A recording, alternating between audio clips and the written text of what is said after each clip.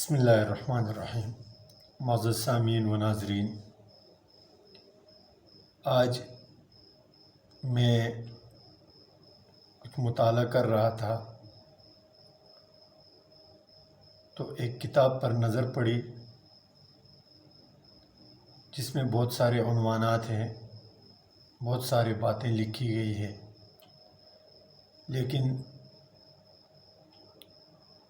اس کے کچھ اقتباسات آپ کے نظر کرنے سے پہلے میں آپ کو ایک لطیفہ سناتا ہوں، اس کو سنو۔ ایک دفعہ ایسا ہوا کہ سمندر میں طغیانی ہوئی، پانی اچھلا، خشکی کے راستے سے جاتے ہوئے کسی کنویں میں گر گیا تو اس پانی کے بہاؤ میں ایک مینڈک جو سمندر میں رہتا تھا وہ بھی اچھل کر کنویں کے اندر گر گیا۔ جب کنویں میں پہنچا تو دیکھا کہ اس کی برادری کے بہت سارے لوگ وہاں کنویں میں رہتے ہیں، تو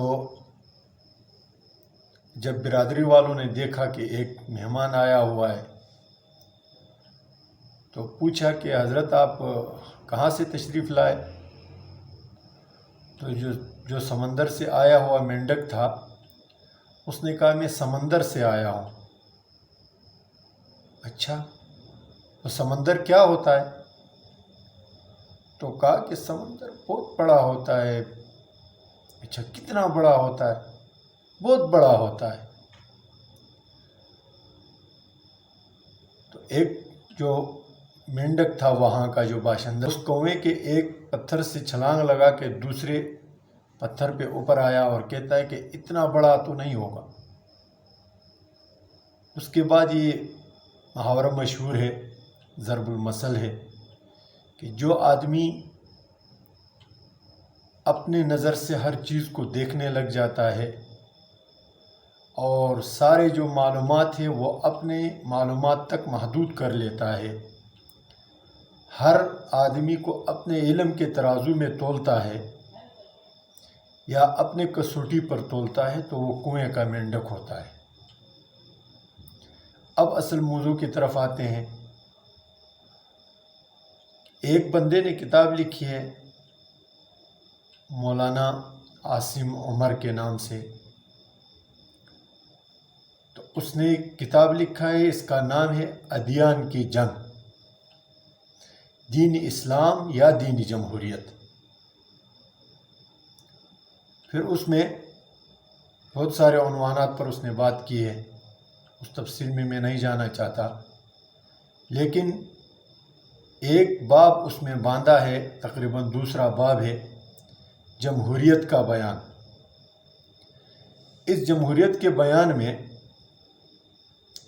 اس نے امت مسلمہ کو سب سے پہلی بات تو اس نے یہ کی ہے کہ جو جمہوریت جو طریقہ انتخاب ہے، حکمران مقرر کرنے کا طریقہ ہے،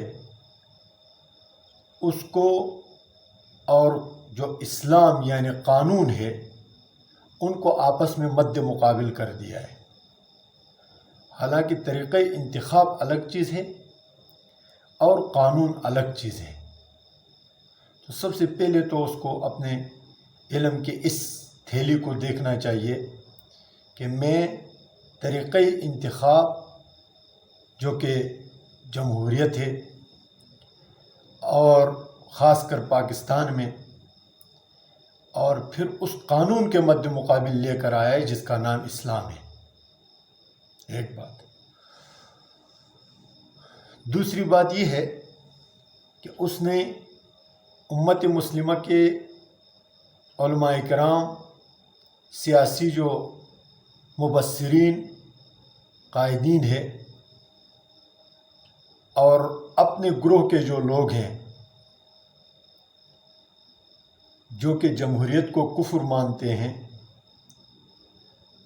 ان کو مد مقابل کر دیا ہے۔ کہتا ہے کہ ہم نوجوان ہیں، ہمارا گروہ جو نوجوانوں کا ہے، انبیاء نوجوان آئے، انبیاء کے جو ساتھی تھے ان کو اراذل کہا گیا، اور باقی جو علماء کرام، محدثین، مشائخ اعظام جو اس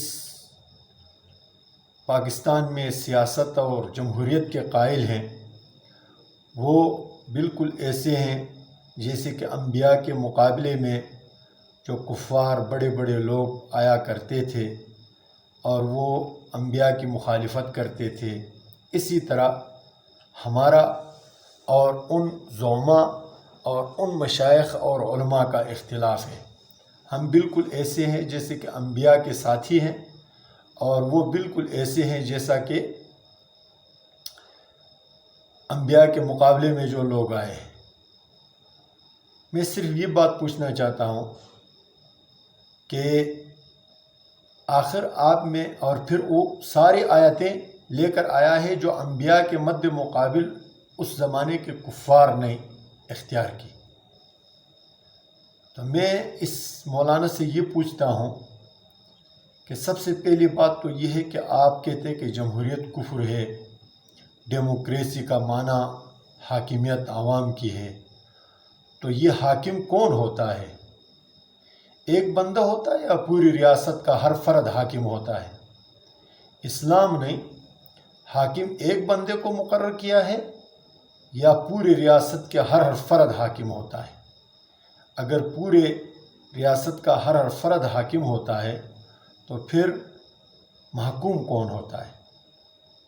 ایک بات۔ دوسری بات یہ ہے کہ اگر جمہور کا قانون سازی کے اندر کوئی عمل دخل نہیں ہوتا تو میں آپ سے پوچھتا ہوں کہ قانون نافذ کس پر ہوتا ہے، کس کے لیے بنایا جاتا ہے؟ تیسری بات یہ ہے کہ میں آپ سے پوچھتا ہوں کہ اسلام نے طریقہ انتخاب کون سا متعین کیا ہے؟